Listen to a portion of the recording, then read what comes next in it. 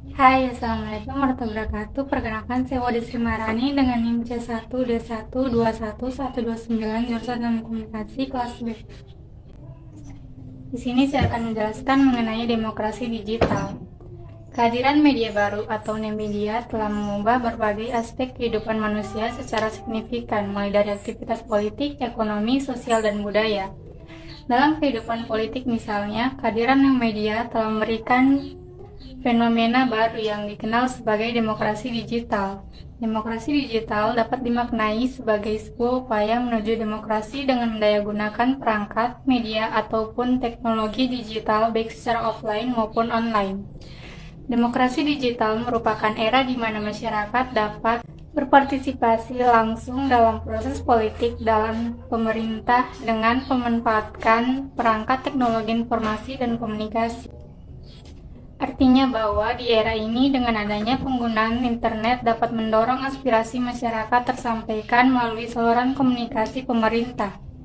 Demokrasi digital, masyarakat yang memiliki kesempatan dan kebebasan berpendapat dan berekspresi secara demokratis di ruang digital.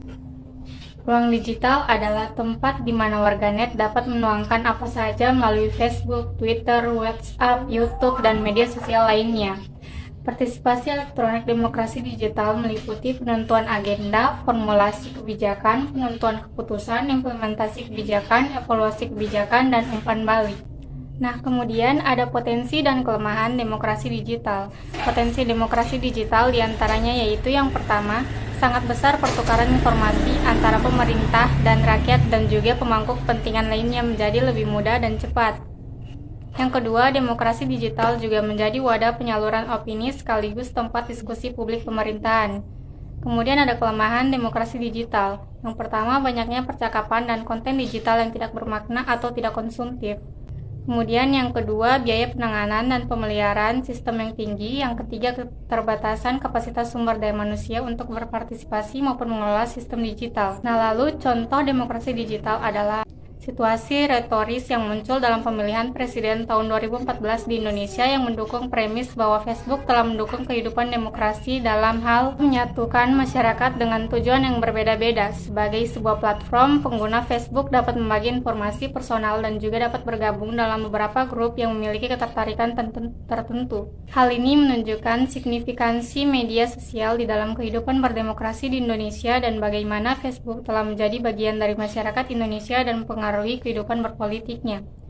Kemudian kesimpulan dari demokrasi digital adalah sekarang dan di masa depan dunia politik akan bergeser menyesuaikan perkembangan masyarakat online. Kehadiran media baru tak terelakkan, karena itu cyber demokrasi adalah sebuah keniscayaan. Akan tetapi, fakta menunjukkan bahwa pada tahap awal sekarang ini, cyber demokrasi di Indonesia masih embryonal dan masih diwarnai oleh praktik politik vulgar yang kurang mengindahkan etika berpolitik. Pemanfaatan media online, terutama pada media sosial yang mestinya menjadi bagian dari pencerdasan politik warga, namun pada kenyataannya masih diwarnai praktik politik yang penuh dengan ujaran kebencian dan bahkan juga kampanye yang bersifat negatif. Oleh karena itu, sukses tidaknya praktik cyber demokrasi di Indonesia akan sangat bergantung pada upaya mendorong masyarakat warga berkesadaran kritis. Dengan demikian, gerakan cerdas bermedia atau literasi media sebagai pendorong praktik cyber demokrasi adalah mutlak adanya, sehingga praktik kampanye negatif dan kampanye hitam dalam setiap momen politik akan semakin ternetralisir dengan sendirinya. Demikian yang dapat saya sampaikan mengenai demokrasi digital. Saya ucapkan terima kasih. Assalamualaikum warahmatullahi wabarakatuh.